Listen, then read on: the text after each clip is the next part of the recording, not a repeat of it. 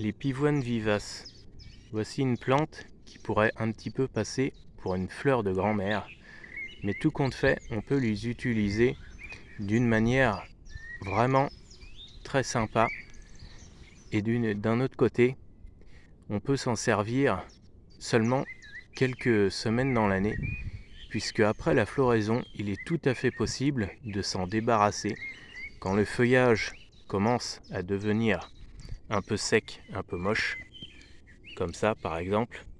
Quand il commence à se tacher et à sécher, on peut les couper à ras du sol. Cette tige n'a pas de fleurs par exemple, on pourra la couper à ras du sol, pas besoin d'attendre plus longtemps. Et quand la fleur est ouverte, les tiges ne sont pas à conserver très longtemps sur les plantes. On peut soit tailler la plante de manière à ce qu'elle soit relativement homogène au niveau de ses formes.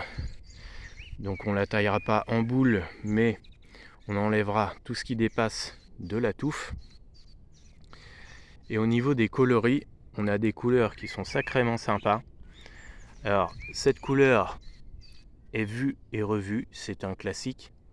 Par contre, on a des couleurs qui sont vraiment sympas. En bouton, ça donne ça.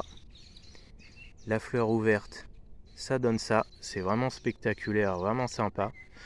La plupart des pivoines sont très parfumées. Alors c'est une plante vraiment sympa pour faire des bouquets. On observe quelques fourmis qui se promènent sur les fleurs. Éventuellement, on secourt un peu les fleurs si on veut faire des bouquets. Cette année, on est un peu gâté par les insectes. En Normandie, entre les limaces et les fourmis, qui bien sûr vont de pair avec les pucerons.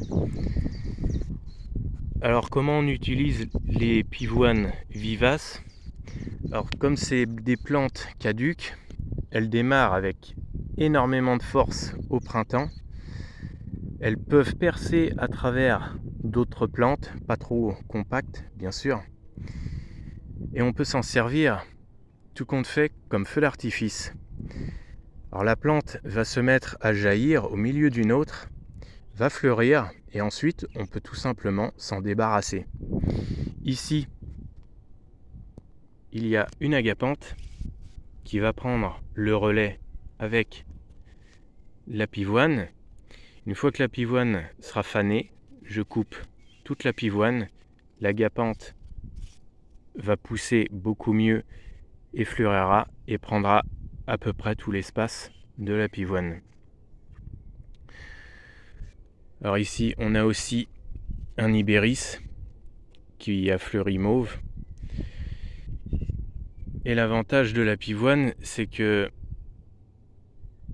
le défaut de la pivoine devient presque une qualité, puisque le feuillage qui est décoratif seulement à peu près 2 ou 3 mois, parce que le feuillage n'est pas particulièrement intéressant, il se pique, il se tache et il sèche plus ou moins en été.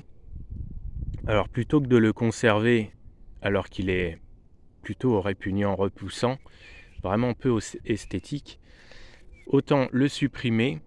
S'il n'est pas trop sec, on va juste enlever les fleurs fanées et tailler le feuillage. On gardera quelques